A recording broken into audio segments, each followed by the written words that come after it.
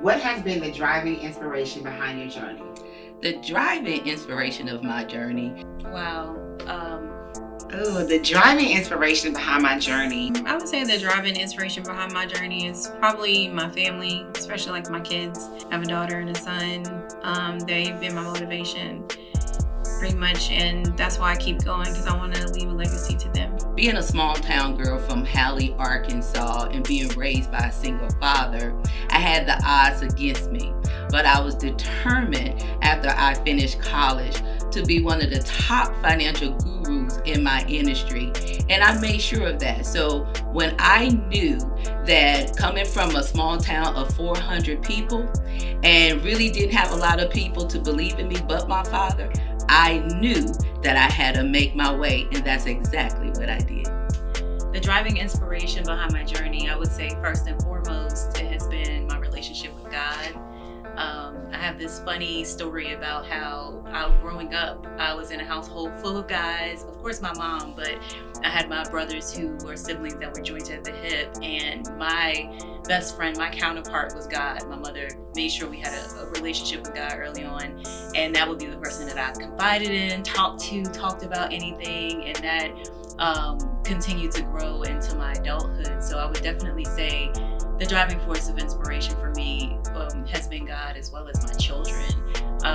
My two daughters mean the world to me, and they inspired me from birth to be the person that I am, to drive forward and operate with the utmost integrity, to lead by example, to be a global citizen in the most impactful way. And all of that came from me just being accountable to being a mother and being a child of God, and wanting to make them proud, make my children as well as God proud. So I would definitely say that. Moments like this with Ebony of Arts, when I produce Black Writers Weekend every year, and someone has built a connection or connected with someone that can amplify what they're doing or give them an opportunity or just connect and give them the resources that they need, I kind of feel like, okay, my work is making sense.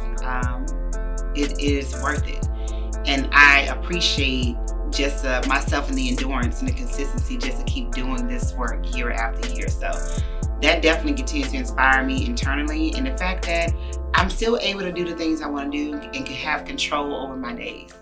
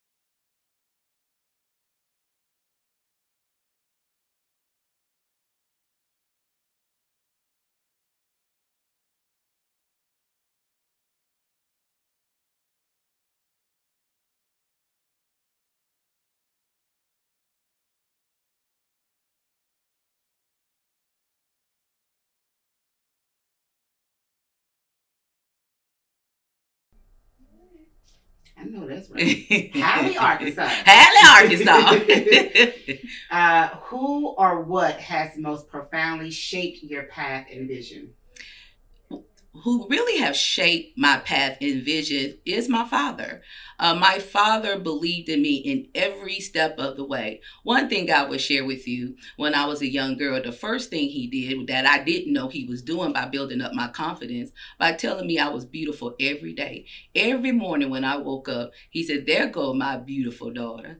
And then when I started being very competitive, like in cheerleading or raffle team and things of that nature, every time I looked up in the stands, he always put up that number one finger to let me know that I was number one. So when I continue to go through this journey of life, that's what I remember. I am beautiful and I'm number one. I know that's right. Is your dad still here? No. 24, it left 24. Yeah. So you know it's fresh. Yep, very fresh. Very fresh. It took me about a decade to get through mine. Yeah. So this is my honor.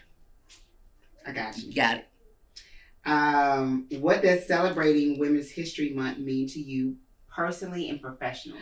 Why I celebrate Women's Month personally and professionally. Personally, I am woman, hear me roar. And that is my genre every single day. And professionally, it's not many of us in the financial industry. I'm a financial executive. I'm an author around financial wellness, education, and literacy.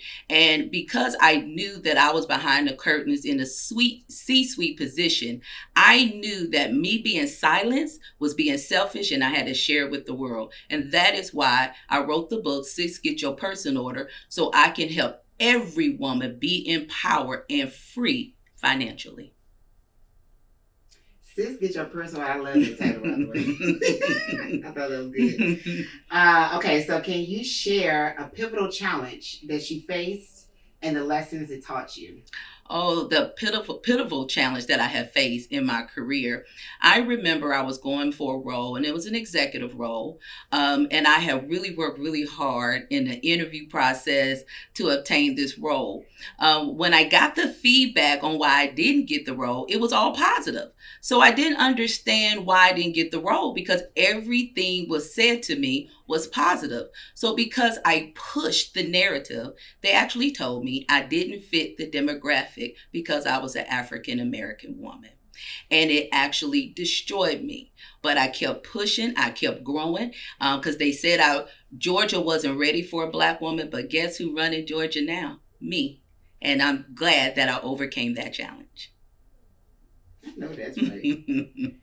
And what guidance or wisdom would you offer to the next generation of Black women leaders? Black women leaders, open the door, kick it down, and keep it open for the next generation. We are not crab in the barrel mentality. We iron sharpen irons, and I need each and every one of you to believe in that. Lastly, tell us your name, what you do, and a mantra that you live by.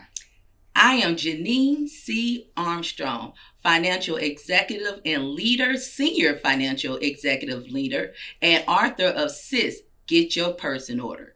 Don't wait for the table and be asked to sit at the table. Build your own table and sit at it.